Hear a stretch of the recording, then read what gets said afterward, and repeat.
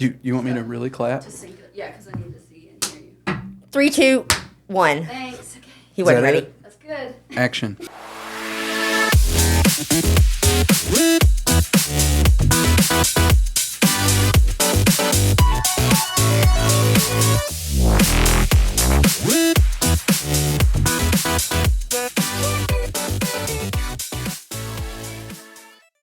Welcome, everybody, to the next episode, the first episode of the year for Sass The Beard. We are so excited to be here. Yes, like it's almost been like a whole month, but it hasn't been a month. It's been a while. Yeah, I feel like I've lived a couple of different lives in the last few weeks. I've heard about some of those lives, and they've been pretty interesting. Just regular end of the year, like family stuff, and then, like fun city drama that happens from time to time. So, did you have a good holiday break? I did. Actually, I did and I didn't. My family, we kind of got the flu. Oh, no. Like the days after Christmas. And my daughter, she broke her finger 2 days before Christmas. Oh, no. Yeah, she's an athlete. And so she was trying to do a backflip, and she landed on her hand. And that's the second time in 2023 that it happened. That's what happens when I do a backflip, too. Just land on my hands wrong. Yeah, well, I had a really fun experience just before Christmas. I was out enjoying the local shopping, doing my last-minute Christmas shopping because I like to punish myself and go out on Christmas Eve or the day before. That sounds fun, though. Mm-hmm.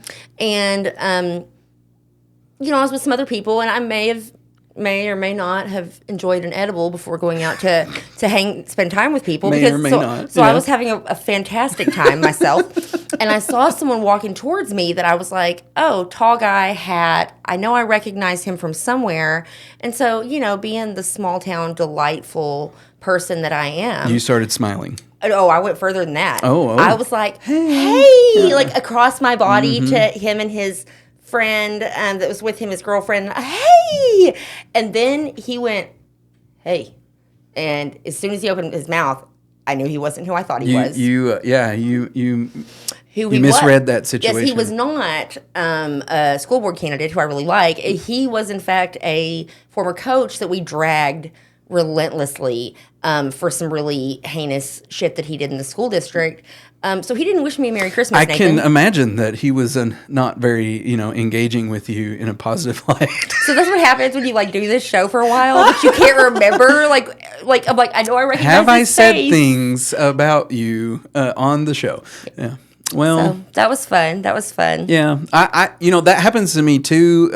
People look at me funny for things you say on the show, and I believe that. They used to call you and be like, "Could you get her to not say?" And now they've given up. Yeah, because you are. You're an entity unto yourself. There that is. How am I able to have any control over you? Which is why we get along so well. Right. Absolutely. You are an adult. So we do want to say, before we start the really fun stuff, the show, if you see these nice little mugs, look, Deb left us some mugs. Yes. Retro Roasties are 50% off. Yes, if you would like to be downtown and have people unsure if you're drinking water or gin and tonic, this is one way to do it. I'm just saying.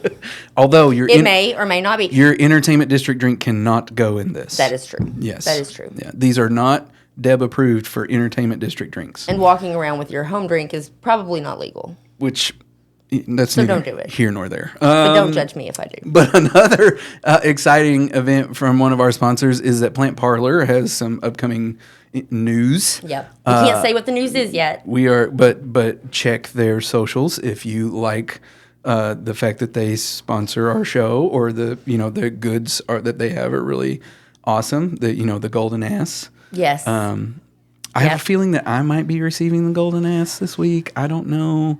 We'll see. There's a lot of good candidates. There's a lot of candidates for the golden ass this week. I think we probably will disagree. Oh, look, Emily got it for us. Here it is. We probably disagree on who the golden ass goes to this week, because I have a person. So we'll go to the nominees at the end. Yeah, we'll let people decide. They can decide for us. Right. Okay. It'd be like the Golden Globes. So. No jokes about Taylor Swift, everyone. We are not going to tell jokes about Taylor Swift. Another exciting development that has nothing to do with celebrities, but is very important for our local community is the Offbeat Times is revamping their site. Yes. So keep an eye out for updates. They cover lots of great like local events and music and lifestyle and just, all the things that are happening in the River Valley that you won't find on those other sites that just cover car wrecks and and sports. some great, they are kind of like the sponsored network of our show and other podcasts locally, and so we really appreciate all the work that Offbeat Times has done for us because we like working with people that want to work with us. Right, I know. Look, can you believe this is I think this is our 5th year doing this now, Is right? it? Has it been 5? Coming in June, I think it's 5 or 6 years. Yeah, it's crazy to think that we've been doing this that long. I know. And we still don't have a casino. We started it about the casino. We still don't have a casino. Isn't that crazy? That's insane. We still don't. Like 5 years. We might have one this year. Maybe. By the time time this show is 10 years old, God, I hope we have a casino. For our 10-year anniversary, we could have it in the casino. We'll be there yeah. But so, probably one of the reasons that we don't have a casino is because the woke mob is doing away with prayer. Right. And so now nobody's praying for a casino to come to Russellville anymore. I'm not sure there were that many prayers. I don't know if there were either. Place. Yeah, I hear you're an atheist who hates God. Tell me all about it. Well, and my dad definitely didn't raise me correctly. Oh. I saw those conversations. So, for those of you who are unaware, every year, this was not some special secret meeting that we just happened to do because, we are of the devil. Every year, the city gets together at the beginning of the year because, you have new council members a lot of times coming in every 2 years at least. And we organize ourselves. You get different liaison appointments for the different departments. Well, and it's required by law for y'all to come in and approve like the policy and procedures for the city council even for the for year. the specific meeting. Like these are we're gonna go under these Robert's Rules of Order, which our state the state law says we have to use. Right, you set the dates, you decide the committees. There's just a lot of stuff that goes on, but it's required, and every elected body does it. It's not, every city council's doing it, every Quorum Court's doing it. It's just part of starting off a new year. Organizational meeting that every government has, and within that meeting, with this specific meeting, we were reviewing our official meeting schedule, like not the dates, but this is how the meeting's gonna go. So we start here. We have prayer. We have Pledge of Allegiance. We have the mayor's report. We have all these things, and then we go new business, old business, however it is. And one of the council members before, someone was, I don't know that they were, but when you're in that meeting, you are waiting for somebody to say, make a motion to X, if you're not going to say it, you're just this is something that we're ready for. And so it was at that time that another council member made a statement basically saying, I would like to amend this schedule to remove the public prayer and replace it with a moment of silence. And there was great discussion about it. But before we could have serious discussion back and forth between all of the members, Robert's Rules of Order said, you have to make a motion. And that council member could not make the motion because they proposed the amendment. So, this structural format of how we have to do things for these official meetings, it's not like the agenda meeting that we're going to have on Tuesday night, which is pretty informal. This is our official meeting, and so we have to follow those rules. So I made a motion to adopt it. And then we discussed what that would mean. So traditionally, there's been a local preacher come in and say a prayer, to the Christian God. That has been the mode of operation for a long time. And I agreed with that with Emily Young. She's not afraid of me saying her name. I agreed with Emily's point that she made, and even had kind of a stronger feeling behind it because this is not about prayer, like I'm going to pray to the God that I pray to, which is the Christian God. Albeit I'm sure people wouldn't agree with some of the things that I view about the Christian God. But that's okay. My faith does not require others to believe. I can already hear the comments coming in saying, well, that's the only God. Yes. Yeah. But that's the point. Like, it doesn't matter that you think it's the only God. Yeah. Like, the city of Russellville, this is not about fear. This is not about offending others. This is not about trying to eradicate some woke, like this conservative agenda with a woke agenda. Uh-huh. Like, we want to, when you hear about Russellville from other places and people coming from other places, one of the number one things they say is that it's not very welcoming. Mm-hmm. Oh, yeah. Russell has a terrible reputation for not being welcoming to people. And I as someone who's been elected by people who live in the city to represent, not only just represent those people who elected me, but the city itself to the rest of the world. Like, when I go out of town and if I got arrested for being drunk in public, like, city council, like, that's a bad reputation. Like, I don't want to, I'm not trying to do that. Yeah. But also, I have to think about what are we doing as a city that's causing this? And prayer's not something that is causing, but like, if I want to be a kind neighbor, if I want to be nice to others who don't think the same way that I do, which I end up doing all the time because I'm not the same as everybody else, then I want to decrease as many barriers, especially in approaching their government as I possibly can. Well, and the thing that gets me about this is, so, like, the meeting itself was the discussion, the, like, move to do it was a very, like, positive, centered, like, let's be welcoming to people. Let's make this, a part of moving Russellville to where, we want all voices at the table. It wasn't heated at all. Nobody was totally. Like, a bunch of... But then a former council member and a couple of local media folks, like, really sort of ran with this narrative that, like, city council cancels prayer. Yeah. City council hates God. Like, you know what I mean? Just all this stuff that's just so crazy and being like, bring prayer back. But the thing that gets me about that is, like, Russellville High School, for example, for a long time, they've had a moment of silence before athletics events, right? Yes. Like, not prayer. It used to be prayer. Yes. Then it went to a moment of silence. Right. And a lot of this has to do with government, like, requirements and the potential for lawsuits and things like that. And Russellville has run into some issues where, if a preacher didn't show up, if they got sick, if they couldn't make it, if they just forgot, whatever, then an employee of the city ends up leading that prayer, which could land the city in trouble. Right, because they're not supposed to. Right, because then it's legally the government. Yeah, right. Like, that could become an issue. And there are other things like that have gone on. We've seen this happen in more and more communities. And it's not about, we've seen it happen with conservative and liberal, like, government bodies. It's really just about, like, minimizing the potential legal risk and then also, increasing the, like, welcoming environment and making sure that people feel like they can be there. And, I just don't really understand.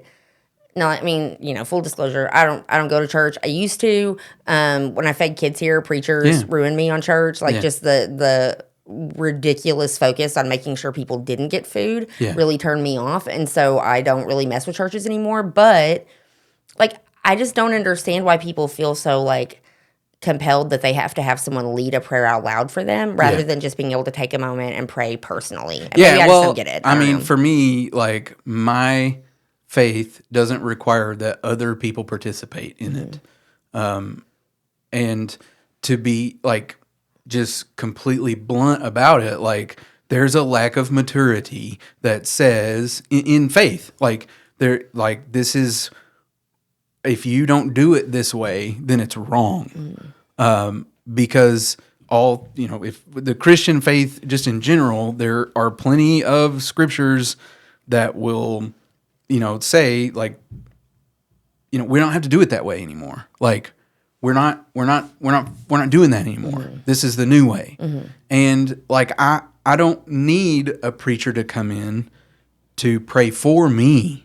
Like, I'm doing that already. I do that all the time. Like, and I understand, like, the culture of our community. Like, that is not lost on me. I mean, if I get it, like this is like 80% Christian in this town, like, and so this is not to be offensive to them. It's not to be offensive to others. It's not because of offense.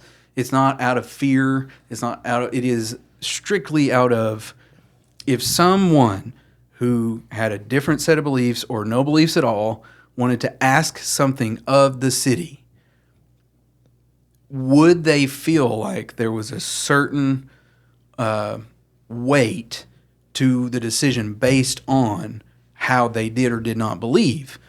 And like, I feel like if I walked in to a Wiccan service or a Hindu service, or like if I'm just me and I'm trying to ask for a permit or a variance or something, and I'm sitting through this prayer to something that I don't believe, and then I'm trying to ask for this thing, like, I wouldn't expect them to not do it. I would just be concerned that if they knew that I didn't believe the same, how would it affect me? Yeah, that makes sense. And so, like, this is all about empathy from my point of view.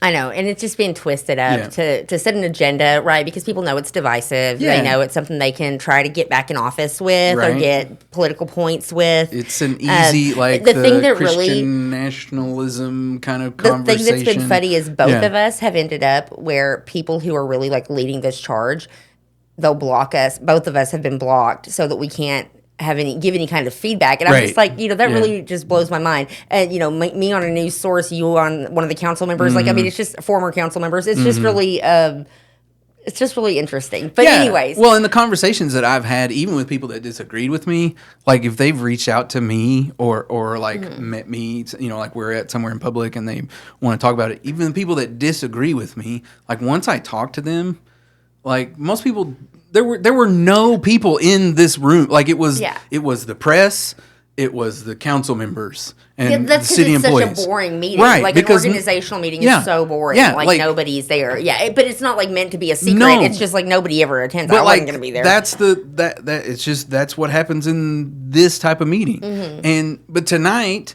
or after the Tuesday night meeting, like, we're going to talk about waste management. So there's going to be a ton of people there. Yeah. Because it matters to them. The organizational aspect. And so, like, when that came out in the news, like, people were like, got rid of prayer? Really? Oh my gosh. I saw so many comments going like, why couldn't we just go to a moment of silence? And I'm like, that's what we did. Wait, that's what they did. Maybe it's a problem with the reporting. But look, okay, so we've talked about that. Yeah. I know it was kind of crazy. I'm glad we got to talk about it because I know, you guys have caught a lot of feedback on it, sometimes coming from a really, like, just from misinformation that's out there, but like, and disingenuousness, I think, in some areas. Absolutely. And so I'm glad that we get to talk about it a little bit. But I'll always be calling you the woke mob. I just can't. Please, I appreciate that. Is there a cage match with Councilman Keller tonight? Dude, he got heated last time. That was so. It was, I love that. That's why everybody's showing up for it. It's not because they're really that worried about the trash. They're just waiting to see who is going to lose it. He's not animated at all, like in normal, just like regular life. But he was at that meeting. My expectation is that there are going to be people from the community there talking about their grievances to waste management. Which I feel is appropriate because, in my opinion, they've done a crap job this past year. And I think that if they were honest, they would say they have two, and it's not, they have reasons for saying why. Not all of that is within their control entirely, but yes, there have been a lot of contributing factors that have made that service like a noticeable difference in the quality of the service to the people who use them, or who have to use them. Because the city's, like, I mean, it's not like you can just go, I'll just use a different one. Like, they're contracted with the city. Yes. So the way we have it set up, it surprises me how many people get mad about their trash. So that meeting is going to be part of the agenda prep meeting, which by the time this airs, we're recording a day early, so by the time this airs, it'll have already happened. But then at the city council meeting, there will be more discussion about this. So if somebody didn't get to attend, they could come to the city council meeting later this month or reach out to their council member. That's what I would recommend. If you've had trash issues or you want to voice your concern over those trash issues. The contract with Waste Management is up December 2025. So nothing is going to change really rapidly, but there is a lot that goes into the process of considering a different vendor. We do have some clauses in that contract where we can like to terminate the contract. Yeah. So I don't know where we haven't publicly discussed anything about that, but that there is, or privately. Yeah. Well, that's what I mean. I know, just the way you said it. I'm like, you haven't privately discussed it either. No, because I read the contract. Know that. Yeah, but there could be a city council member could bring that up and say, hey, what if we just so. But I don't know if that's going to happen or not. Okay. But at least until 2025. But there would be a lot to happen if we were going to, because we'd have to bid out contracts. It's a whole process. And then Waste Management would potentially be part of that as well. So, well, City Council isn't the only government body here locally that's having some drama. Other people can put feet in mouth or So on the Quorum Court side, this is one of those topics where it's hard to talk about because like what I want politically versus what my values and morals say is right are difficult. Like they don't necessarily align, and that's a hard thing to deal with. It's difficult when you're when you have like integrity. You have to have integrity about issues. But that's what we signed up to do here, right? Mm-hmm. Is like sometimes we're gonna have to talk about stuff and people that we don't really want to talk about. If it was easy, everybody would do it. Exactly. So this happened actually back in early December. We haven't really been here doing the show, so we haven't had a chance to talk about it. Yeah. But in the December Quorum Court meeting, the Justice of the Peace Lane Scott proposed a resolution to declare a vacancy for the JP District 12 seat, which is held by Jordan Sowers, right? And the meeting was wild. It's on YouTube. Yeah. If y'all haven't seen it, it's on YouTube. It's on their live. It's under their like live stream videos from early December. And I mean, it's crazy. Like it's the longest, I think, Quorum Court meeting they had all year. Yeah. And it's, I mean, like this thing was so wild. In the public comment, you have Jordan Sowers' biological sister and her brother-in-law on there saying that she does not reside in her district. You have her mother coming in at the end saying, yes, she does reside in her district. And I mean, it's wild. Wow. So not only is there like family drama, but there was also like, there've been so many reasons that these folks have tried to remove this one person because, from this casino issue. We're going to get all into it. Let's talk about it. So let's first talk about the law here. Yeah. So the law in Arkansas says that you do have to live in your district. You have to have a domicile in your district. Okay. Do you have to stay there a specific amount of time? No. Okay. So a domicile is really based on your intent, right? Yeah. And why that is because you could have a temporary residence outside of your district, and that doesn't necessarily mean you don't live in your district, right? Judge Cross is a good example of this. When he was on Quorum Court, he worked for the Arkansas State Police. His job required him to have a residence at the area he worked. But he still maintained his home in Pope County. And in that case, I feel like it was a much more obvious, there's this like kind of apartment or whatever situation, and then his like home where all of his stuff is, where he's obviously intending to return for his life after that job, right? And so that's the point of the law. Yeah, it wasn't just like a rent house that he had his mail at. Right, or an office that he said he had a cot in the back of, if we want to get real specific. So the law, though, basically says that, like, it doesn't necessarily matter where you stay most of the time. I mean, this isn't how the law is said, but how it's been interpreted. Yeah. It doesn't necessarily matter where you sleep, where your clothes are, where your family is. Like, it can be different. It's all about your intent, right, to return to that as your home.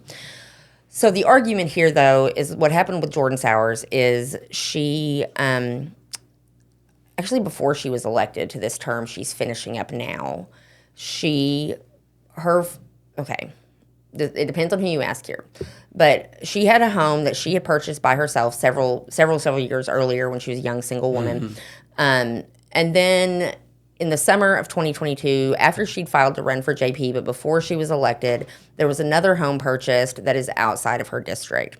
And that, according to Justice Sowers was supposed to be in her husband's name and her, father-in-law's name. It wasn't supposed to be her name on it, but it is. Her name is on there on the deed, what's listed. And so property records show her having 2 residences. Now, where the argument really comes in here is that what's happening according to, so I reached out to Justice Sowers and to Justice Scott to kind of try to get some clarity on what's going on here. And Justice Sowers said that, I think it was her grandparents or her parents, family members, are living in the house that's in her district. Mm-hmm. But that she says that her and her children and her spouse, they go and stay there sometimes. They do have this domicile that they consider their home. Mm-hmm. They have a much larger home that was purchased that is outside of the district that they also stay at. Now, if you ask me logically, do I believe, based on my logic, not based on the letter of the law, but based on my logic, that Jordan Sowers lives in her district? Do I believe that? Not really. Based on the letter of the law and her intent with the domicile, different. The law isn't really well written in a lot of ways. Right. So that doesn't mean that she can't hold the seat. You know what I mean? So it's this issue of domicile versus where you actually stay and intent, and all of these things come into the letter of the law on how this is determined. Wait, but this was all before she was elected? Mm-hmm. Okay. Well, but how did she run for that seat? Well, if she knew she wasn't going to be living nobody ever challenged it. Right. Nobody ever challenged it. She held the office now for 2 years. This is an issue that's pretty close to my heart because I've had to abdicate a seat. Yeah, you had to resign. We just recently had an appointment to city council because Councilman Sean Harris resigned because he built a house outside of his district. Right. The city council seems to very consistently, you guys are like, okay, we have to resign if we move. Yeah. For some reason on the Quorum Court, very consistently, that's not the case. Maybe that's the intent. There you go. There's the intent. And so the... So the thing that's interesting here and why it's hard for us, is because I really like Jordan Sowers. I don't know her, and I'm excited that she votes on things that I agree with. From time to time. I think she's been a good voice on the council. Mm-hmm. I think she's smart. I love to see younger women, especially absolutely. on there, and parents. There's a lot of great things she brings to the table. She also is one of the deciding votes that tends to be in favor of Cherokee Nation business and Legends Casino, right? Yeah, and that's really what this comes down to. From. Okay, because really, none of this mattered until she filed to run for re-election. Yeah. And former JP, Joe Pearson, also filed for that seat. Now, if you remember, Joe Pearson ran against Breanne Davis for her Senate seat. He lost spectacularly and then didn't have that seat because he had to resign. He couldn't run for both at the same time. Yeah. So he's running to try to get his seat back. Yeah. And Jordan's running to keep that seat, right? And it's difficult because if she does get removed, that seat's going to go to Joe Pearson, and I don't like that. I don't like that idea. That's going to be harmful on progress with the casino. He's going to try to clog up the gears on that every step of the way and make it harder. I do not want to see him taking that seat. However, I also deeply, deeply believe that you should live in your district. Yeah. If you're going to represent it well. And so it's complicated. And what's happened is the Quorum Court did not pass a resolution to declare vacancy. The vote went in Ms. Sowers in favor of her and said that, she wasn't declared vacant. So then a couple of folks filed a lawsuit in circuit court to challenge her there. All of the judges that are local to this district have recused because, and that's common when you have an elected position and people live in the same district and stuff. And so most likely we'll see a special judge appointed to that. And there was recently filed a motion to dismiss, was filed by Jordan Sowers' attorney to say that, there wasn't proper venue, there wasn't proper standing, a lot of different things. Yeah. So we're going to see this play out through the courts.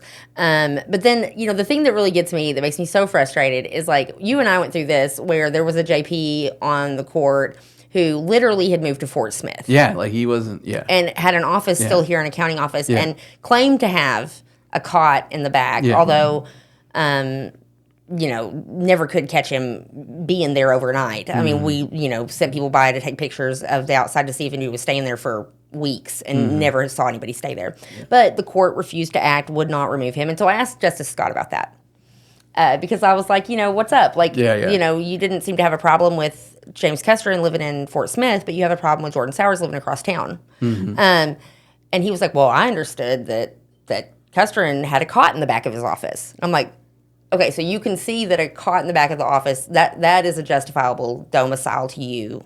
But staying at grandma's house, that's really my house. That where you actually go and stay with your family, that's my house that I own, that's actually a residential home and not a commercial office building. It's okay for me, but it's not okay for you. That's all this is. All of it, exactly. And so then the next move that Justice Scott made after that, which blew my mind, so after that, then there was a vote around a resolution to support Cherokee Nation, business, Legends, Casino Resort, the letter, supporting them. Yep. And he pops up and says she should abstain from voting on any of these issues because she has family who are members of the Cherokee Nation. Like like we're gonna have a blood test to we're gonna literally see whether or not it blew my mind. That is just so much in that situation. I mean, if you had any doubts about the motivation. I was so mad. Yeah, if you had any doubts that the motivation here is to sway the vote around the casino at the Quorum Court, because it is often hinging on one vote, just one way or the other, you know? And so that's definitely what's happening here. It's trying to sway the makeup of the court, the Quorum Court, in any way that they can. Yeah. And so, now I can understand. It'd be different if he was like, well, she has family who works for Legends, right? Who works for Cherokee Nation Entertainment, works for. That's different. Not just has a heritage. Yeah, because they're, but are you going to see, am I 1/16th Cherokee and I can't vote for this thing? Right, does the whole Quorum Court need to take an ancestry DNA test real quick to make sure? Let's find out real quick if we're going to be that. And we got to check them for Choctaw, too, because that could be, you know what I mean? Just check their bank accounts for Choctaw. Said it. Oh my God, he said it. That was a good one, David. So Look mad. At you. Don't you dare bleep that. All right. So anyway, it's okay for me and not for you. Just drives me crazy. Yeah. But that's what's going on with that. Do keep an eye on it because it will be a big deal. If they remove her from that seat, if they're successful in removing her from that seat, it will change the makeup of the court as far as the casino goes. It could really have a huge impact on the outcome of that. Okay, wait, but this is my question. Didn't they already vote in favor of agreeing with Judge Cross? Wasn't that the vote that he wanted her to recuse? So now there's a letter from... Well, Judge Cross already wrote the letter. He didn't have to have approval. But they were also I thought that what the Quorum Court was doing was saying, we're not going to get in Judge Cross's way by bringing anybody else. Yeah, basically. And I know they've brought that vote, several different versions of that vote recently, and so I don't want to misspeak and say... I'm pretty sure that's what passed. What it was, yeah.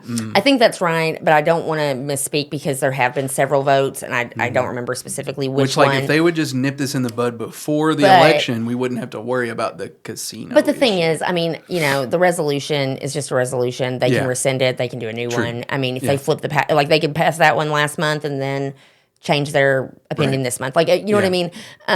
That's all kind of up in the air. And really, they don't have a huge amount of influence, but there will come times when there is influence on this, especially once the license is issued. They start to, carry out, actually building this, seeing how the economic development agreement plays out, all of these different pieces. And when it comes to annexation or not and permitting and all that stuff, they will have, Yeah, all of this is going to be a big deal as we go through. And so I do think it's important for people to watch.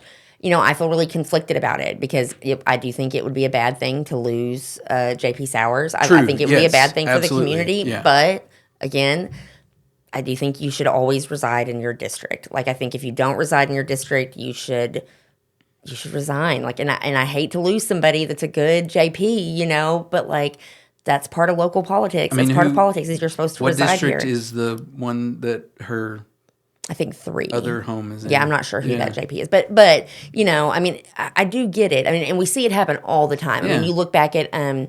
You look at Senator Breanne Davis when she was on school board. She moved out of her district and she had kept her house and used it as a rent house. Somebody else is living in it. It's up for rent, right? But it still was considered her domicile for the purpose of holding that office. Now, it used to happen in the city a lot more nobody ever challenged it and took it to court. Yeah. So whether that would hold up or not, we don't know. But we're going to find out, I guess, on this issue with Jordan Sowers because they did take it on to court. It's always surprised me how often, this is what I'm learning about politics, like, it has surprised me how often those situations come up. Like, here's a rule. It's kind of a guideline. You know, like, it's not really a rule. I'm doing a good job. I want to keep my position but I also don't want to live in my neighborhood. Because, well, yeah, it's real easy. Like, it's a lot easier to get elected now, no offense to the folks in certain areas that are elected from there, but like, it was a lot easier for me to get elected in the ward I was previously than the one I'm in now. Yeah, and it's not that doesn't mean that's not a reflection on the voters. It's a reflection on like the income level and the number of people that end up running for office, and also the access to being able to vote. Yeah, exactly. You know? I mean, it's not like because the voters are easier or because that like the people still have high expectations. It's just like when you live in a district that has a little higher. Just kind of general, like median income, you're going to see more people running for office and being more competitive. And so, yeah, because we struggle to find people to run in certain wards because, because people are trying to meet their basic needs. Right, they're working. It's like I don't have time to go to a meeting on Tuesday night. Exactly. Yeah. And so, anywho, that is going on. It's a big deal with Quorum Court. Folks should pay attention, keep an eye on it. And the last thing we have on our list today is about the LEARNS Act and how much it sucks. Just one more episode, 300. Like, wait, what is this? Part 385 of why the LEARNS Act sucks. Well, and not only that, but like, how many decades have teachers gone through, there's this new thing that we're going to do, but it's still kept them low on the totem pole, compared to other professionals. Used to be like teaching, you were equated with lawyer and doctor, and those professions now making hundreds of thousands of dollars a year, and teachers are still in the very below that. But we're going to give them $50,000 and they should just shut up. Yeah. Well, that wasn't what I was going to talk about today, but that's a good point. Yeah. Sorry. So what I was going to talk about today is that there is the possibility for inclement weather coming up. We're getting to that time of year. There were snowflakes. There was like fat snow last week. It was crazy. I was loving the big fat snowflakes. I love it. My kids lost their mind. Yeah, I know. It's so great. But there's potential for it to, come up again now that kids are back in school here locally. And used to, if you're a parent now, you've had kids in school for the last few years, they had implemented the alternative method of instruction, AMI days. Because you can't just have a day off from school. Right. But, back in the day, before AMI days, you had to, make those days up in June or whatever. And so this was going to be kind of an offset to that. Yeah. And then, so anyways, with the LEARNS Act did eliminate AMI days. Now, some people, I think there's kind of good and bad to that. Like, it's not like a clear cut like they don't have to issue. worry about doing homework on their day off from school. You know what I mean? Yeah. Do I want to make it up in June? Absolutely not. Do I think that they're going to get an extra day of really intense education in June? Nope. They're going to be helping their teacher put up paper clips. Right, they're going to do normal end of year stuff, and they would have done the day before. So it's I don't feel like that they're, if they miss it and they just have to do some paper, some worksheets at home. Sometimes people are like, well, they're not learning anything then, and I mean, I get it, but trust me, they're not going to necessarily. Well, and the more wealthy kids are going to still go on the vacation the days that they were going to. Oh yeah, they're not going to. Yeah. So yeah. I mean, kids get pulled out because they can miss a couple of days because they have the ability to. Right. And so just so that people are aware that if you do have a snow day, no AMI packets this time, celebrate or cry in June with me, whichever you prefer, me and all the teachers probably. But that is a result of the LEARNS Act, along with a lot of other things that are happening in our education system. That is one small piece that was in there and will be, visibly impacting our daily lives. The AMI thing, I appreciate it from the standpoint of I'm married to a teacher, and they were able to prepare things so that they weren't stuck adding an end of the year for something that wasn't their fault. They're not in control of snow. And or like a situation that happened where they shut the school down, over the power outage, not power outage An thing. Alleged You know what I'm saying? incident. Like nobody, like the teachers and the students don't have control over that. So it sucks that they, can we not make it between 185 to 189 days? Like, why does it have to be strictly X amount of days that they have to be in instruction? But I appreciated AMI days because it got rid of the extended, makeup days. Yeah. Mm-hmm. Yeah. So, let us know. But like also, I like being able to just go outside and play. But I also, on snow days, my kids need something to do. So Well, I didn't. When my kids were little, I really didn't mind it. Now, as they've gotten to be teenagers, it was a little harder. Right. Some of it, because I can't help them with it. Like, No. you know what I mean? Like, I Yeah. can't help with algebra. Yeah. You know what I mean? So you're emailing the teacher Right, like, so I'm what is this? Well, actually, I'm emailing the older sibling, going, "Can you come help your brother? Because I don't know what I'm supposed to do here." The Pythagorean What? Nathan, who are we nominating for the Golden Ass Award this week? Because I don't know if we're on the same page about who it is. It could be any of it could be Jordan Sowers. It could be Lane Scott. It could be me. It could be Emily. Like, it could be the news organization that shall not be named on our show. News there are. There's a lot of people. Who do you think? You pick one, and I'll pick one. Well, I'm gonna go with myself.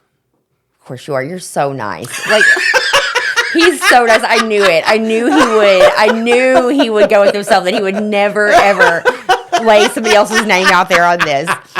I am going with, even though it's a little delayed, I'm going with Lane Scott. Not because of the residency issue, but because of the you should abstain for having Cherokee family issue. Man. That, to me, earns him. That's way worse than getting rid of prayer. You didn't get rid of prayer. Don't say that. Yes. So the golden. So for me, that's the Golden Ass Award this week is Lane Scott. For you, it's yourself. Which, you know what, I can get behind that too. I can get behind that. If I'm not at least mildly self-deprecating, then I don't really know what to do with myself. So. Yep. Well, that's probably it. One thing I want to remind people about before we wrap up is that if you are planning to vote in the March primary, which is a very important election, there will be all kinds of judicial races, Quorum Court, all kinds of primaries happening. The deadline to register to vote, if you're not already, is February 5th. You may also want to check your voter registration, just confirm that it's active, because if you've missed a couple of elections, they will just delete you from the list. And you have to re-register.